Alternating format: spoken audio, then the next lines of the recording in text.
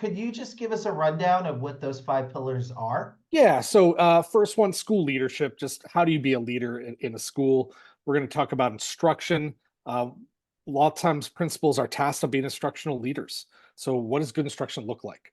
We're going to talk about school culture, inside and outside.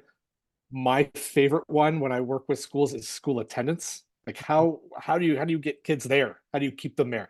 And then we're going to talk about the community as a whole. You know, your school community, but also just your neighborhood community.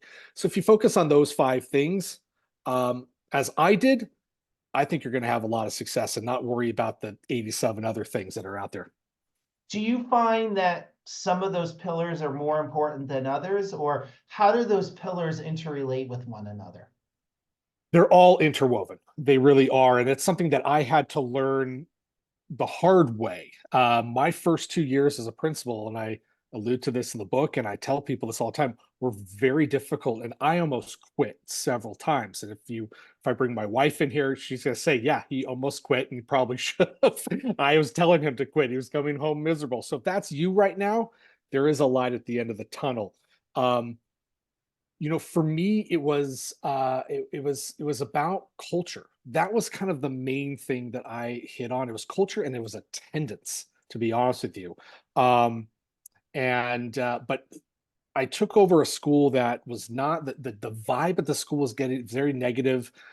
Teachers didn't necessarily believe in the school, didn't believe in the community, and vice versa.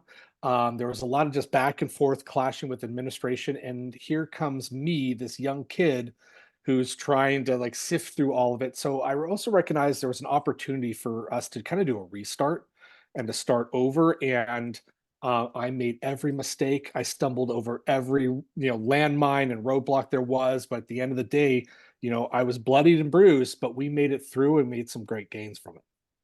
Excellent. So now you said culture and attendance Hmm. are two things that you really prioritize. I mean, they're all five of the pillars are important. They And as are. you said, they're all interrelated. But I'm curious to dig a little deeper. Mhm. Why did you feel that you should focus maybe first on culture and attendance? So culture for me, when I stepped foot on campus for the first time as an assistant principal, I remember I was walking around. Teachers started to kind of come up to me. They were asking, "Are you our new assistant principal?" Um, and when I said yes, they're like, "Okay, let me tell you everything that's wrong about our school." So right off the bat, I knew something was up, and I came from a school where I was a teacher that was it was a very positive experience. Everyone loved being there. It was a great community, very strong together, everyone working together. This was a very different experience. So I got to hear everything wrong right up front. And literally on that first day, I was thinking, I made a huge mistake. I don't know how to deal with this. And I was an AP. So at the end of the day, I could pass the buck, but when I became principal, I couldn't. So I could tell right then and there we needed some culture shifts at the school.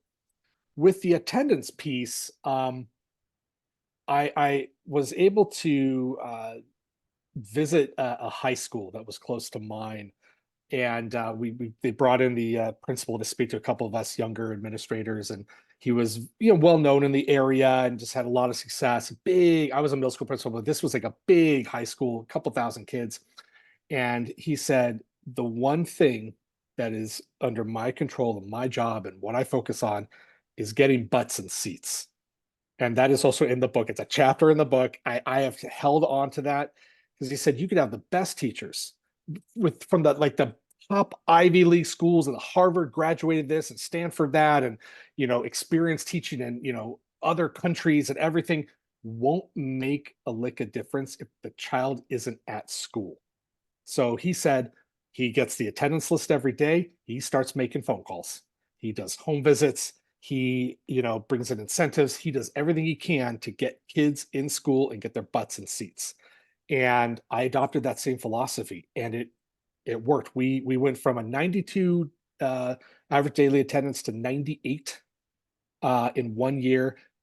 I'll be honest and say that our instruction didn't really change all that much throughout the year. And if you value what test scores mean at all, I know that's a whole other topic, but if it's on your radar, so I was like, yeah, we can kind of do some measuring there. We shot up a ton, and we didn't change anything else but get butts in seats. And that was something that I could control.